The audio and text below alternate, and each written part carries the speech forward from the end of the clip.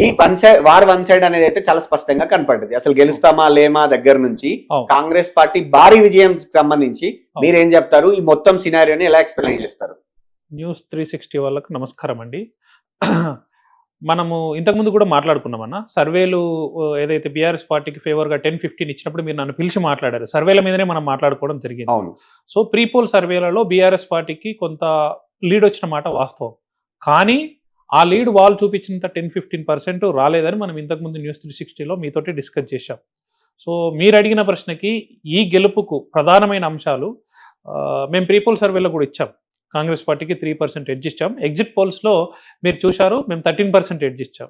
And BRS పార్టీకి 46%, కాంగ్రెస్ పార్టీకి 46%, BRS పార్టీకి 33%, బీజేపీకి 10-14% ఇచ్చాం. సో ఎగ్జాక్ట్గా మీకు రిజల్ట్స్ కూడా అదే మ్యాచ్ అవుతుంది. సో ఈ గెలుపుకు ప్రధాన కారణాలు మేము ఇంతకుముందు మా విశ్లేషణలో చెప్పినట్టు లాస్ట్ 5 రోజులు రేవంత్ రెడ్డి ఈ ఎన్నికలను తన గుప్పిట్లోకి తీసుకున్నాడు. తన రాజకీయ చాణక్యంతో తాను ఏవైతే వ్యూహాలు పన్నిండో అవన్నీ సక్సెస్ఫుల్గా ఇంప్లిమెంట్ అయినాయి. కాంగ్రెస్ పార్టీలో ఫస్ట్ టైం ఒక టీం వర్క్ చూసినాం ఈ 5 రోజులు. మంత్రులు కానీ, ఎమ్మెల్యేలు కానీ, ఇన్ఛార్జీలు చేసిన కార్పొరేషన్ చైర్మన్లు కానీ, క్యాండిడేట్ ఫ్యామిలీ కానీ. సో సింపుల్గా స్ట్రేట్గా ఈ ప్రశ్నకు సమాధానం చెప్పాలంటే ది క్యాప్టెన్ ఇన్నింగ్స్ రేవంత్ రెడ్డిది, man of the match Naveen Yadav ఫ్యామిలీది.